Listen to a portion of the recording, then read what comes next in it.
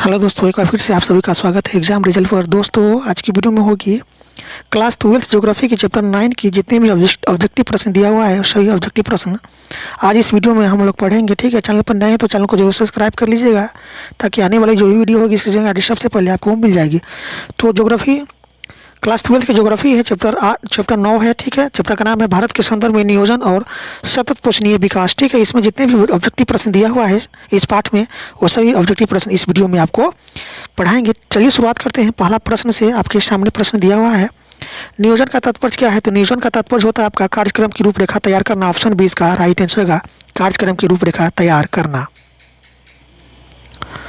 खंडीय नियोजन किसके लिए होता है? तो खंडीय नियोजन जो है आपका आर्थिक लाभ, कृषि और सिंचाई, सामाजिक सेवाओं का विकास सभी के लिए होता है। ऑप्शन डी इसका राइट आंसर होगा सभी। प्रादेशिक नियोजन का उद्देश्य क्या है? तो इसका उद्देश्य होता है विशेष क्षेत्रों में आर्थिक विकास। ऑप्शन ए इसका राइट आंसर होगा विशेष क्षेत्रों में आर्थिक विकास। पर्वतीय विकास कार्यक्रम का मुख्य उद्देश्य क्या था? तो पर्वतीय विकास कार्यक्रम का मुख्य उद्देश्य था आपका जनजातीय क्षेत्रों का विकास। ऑप्शन ए इसका राइट आंसर होगा जनजातीय क्षेत्रों का विकास। पर्वतीय विकास कार्यक्रम कब शुरू हुआ था? तो पर्वतीय विकास कार्यक्रम शुरू हुआ था आपका 1981 में। ऑप्शन बी का राइट आंसर होगा 1981। सूखा संभावित क्षेत्र विकास कार्यक्रम का मुख्य उद्देश्य क्या था? तो रोजगार प्रदान करना। सूखा संभावित क्षेत्र विकास का प्रमुख कार्यक्रम था। ठीक है, मुख्य उद्देश्य यही था आपका रोजगार प्रदान करना। ऑप्शन सी इसका राइट आंसर होगा रोजगार प्रदान करना। सूखा संभावित क्षेत्र विकास कार्यक्रम किस योजना में शुरू हुआ था? किस योजना से शुरू हुआ था? सूखा संभावित क्षेत्र विकास कार्यक्रम किस योजना से शुरू हुआ था? तो चौथी पंचवर्षीय योजना से शुरू हुआ था आपका सूखा संभावित क्षेत्र विकास। ऑप्शन सी इसका राइट आंसर होगा चौथी पंचवर्षीय योजना। भरमौर क्षेत्र किस जनजातीय समुदाय का निवास स्थान है? तो ये आपका गद्दी जनजातीय समुदाय का। ऑप्शन ए इसका राइट आंसर होगा गद्दी जनजातीय समुदाय। प्रश्न की इंदिरा गांधी नहर को पहले किस नाम से जाना जाता था? तो राजस्थान नहर के नाम से जाना जाता था इंदिरा गांधी नहर को पहले। इंदिरा गांधी नहर को पहले किस नाम से जाना जाता था? तो राजस्थान नहर के नाम से जाना जाता था इंदिरा गांधी नहर के पहले। ठीक है, ऑप्शन बी इसका राइट आंसर होगा राजस्थान नहर। प्रश्न है कि इंदिरा गांधी नहर किस राज्य में स्थित है? तो आपका राजस्थान में है। ऑप्शन सी इसका राइट आंसर होगा राजस्थान। इंदिरा गांधी नहर किस बांध से निकलती है? तो हरिके बांध से। ऑप्शन बी इसका राइट आंसर होगा हरिके बांध। इंदिरा गांधी नहर की कुल लंबाई कितनी है? तो 9060 किलोमीटर है इंदिरा गांधी नहर की कुल लंबाई। ऑप्शन ए इसका राइट आंसर होगा 9060। इंदिरा गांधी नहर परियोजना का कार्य कितने चरणों में पूरा हुआ था? तो 2 चरणों में। ऑप्शन बी इसका राइट आंसर होगा 2 चरण। इंदिरा गांधी नहर परियोजना के पहले चरण में किन क्षेत्रों को शामिल किया गया था? तो गंगानगर, हनुमानगढ़ और बीकानेर को शामिल किया गया था इंदिरा गांधी नहर परियोजना के पहले चरण में। ठीक है, ऑप्शन ए इसका राइट आंसर होगा गंगानगर, हनुमानगढ़ और बीकानेर। सतत पोषणीय विकास का मुख्य उद्देश्य क्या है?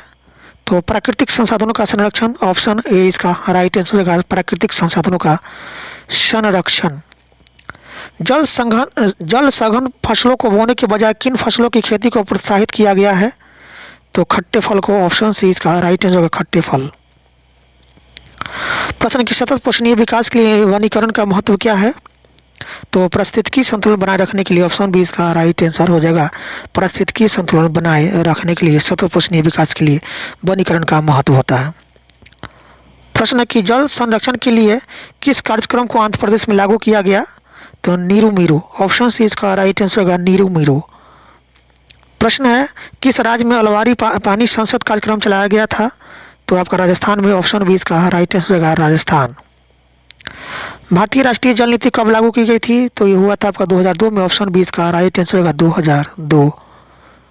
भारतीय राष्ट्रीय जल नीति का मुख्य उद्देश्य क्या था? तो सभी को पीने का पानी उपलब्ध कराना भारतीय राष्ट्रीय जल नीति का मुख्य उद्देश्य था। ऑप्शन ए इसका राइट आंसर होगा सभी को पीने का पानी उपलब्ध कराना। सतत पोषणीय विकास में किन लोगों को आर्थिक सहायता दी जानी चाहिए? तो गरीब लोगों को। ऑप्शन बी इसका राइट आंसर होगा गरीब लोग। प्रश्न की सतत पोषणीय विकास के लिए कौन सी नीति आवश्यक है?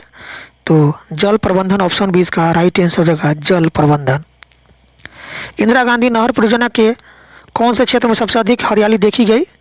तो गंगानगर में ऑप्शन डी इसका राइट आंसर हो जाएगा गंगानगर। सतत विकास के लिए कृषि के किस रूप को अपनाने पर जोर दिया जा रहा है?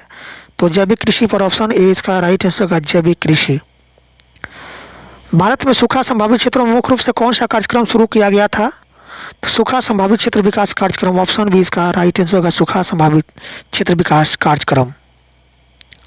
सूखा संभावित क्षेत्र विकास कार्यक्रम के तहत किन क्षेत्रों में विकास हुआ? तो गुजरात और कर्नाटक, महाराष्ट्र और तेलंगाना, राजस्थान और तमिलनाडु उपयुक्त में से सभी क्षेत्रों में विकास हुआ था सूखा संभावित क्षेत्र विकास कार्यक्रम चलाने से। प्रश्न है कि भरमौर क्षेत्र के विकास कार्यक्रम का मुख्य उद्देश्य क्या था? तो इसका मुख्य उद्देश्य था पर्वतीय क्षेत्रों का विकास। ऑप्शन सी इसका राइट आंसर होगा पर्वतीय क्षेत्रों का विकास। भरमौर क्षेत्र के विकास कार्यक्रम का समाज पर क्या प्रभाव पड़ा? बाल विवाह समाप्त हुआ। ऑप्शन ए इसका राइट आंसर होगा बाल विवाह समाप्त। सतत विकास के लिए किस प्रकार की फसलें उगाने पर जोर दिया जाता है? सूखा प्रतिरोधी फसलें। ऑप्शन सी इसका राइट आंसर होगा सूखा प्रतिरोधी फसलें। प्रश्न के ITDP है, तो ITDP क्या है? तो ये आपका है समन्वित जनजातीय विकास प्रोग्राम। ऑप्शन बी इसका राइट आंसर होगा समन्वित जनजातीय विकास प्रोग्राम। इंदिरा गांधी नहर कमान क्षेत्र में सतत पोषणीय विकास के लिए कौन सा सबसे महत्वपूर्ण कारक है? तो ये आपका है कृषि विकास। ऑप्शन ए इसका राइट आंसर होगा कृषि विकास। केंद्र सरकार द्वारा चलाई गई हरियाली प्रोजेक्ट संबंधित है, तो वायु संरक्षण से। ऑप्शन ए इसका राइट आंसर होगा वायु संरक्षण। निम्नलिखित में से कौन सा एक सेक्टर दिल्ली, मुंबई, चेन्नई और कोलकाता में सर्वाधिक रोजगार प्रदान करता है? तो सेवा सेक्टर। ऑप्शन डी इसका राइट आंसर होगा सेवा। सतत पोषणीय विकास के दृष्टिकोण है, तो इसका राइट आंसर होगा आपका पर्यावरणीय दृष्टिकोण और आर्थिक दृष्टिकोण उपयुक्त में से दोनों। ऑप्शन सी इसका राइट आंसर हो जाएगा उपयुक्त में से दोनों। सतत पोषणीय विकास के दृष्टिकोण से पर्यावरणीय दृष्टिकोण और आर्थिक दृष्टिकोण दोनों महत्वपूर्ण है। तो दोस्तों इस तरह से आपकी कक्षा 12 का भूगोल का चैप्टर 9 की जितनी भी वस्तुनिष्ठ प्रश्न दिया हुआ था सही वस्तुनिष्ठ प्रश्न समाप्त हुआ। ठीक है, चैनल पर नए हैं तो चैनल को जरूर सब्सक्राइब कर लीजिएगा ताकि आने वाली जो भी वीडियो हम लेकर आएंगे इसकी जानकारी सबसे पहले आपको मिल जाएगी। तो वीडियो को अधिक से अधिक शेयर कीजिएगा। फिर मिलते हैं अगले चैप्टर की वस्तुनिष्ठ प्रश्नों के साथ। वीडियो देख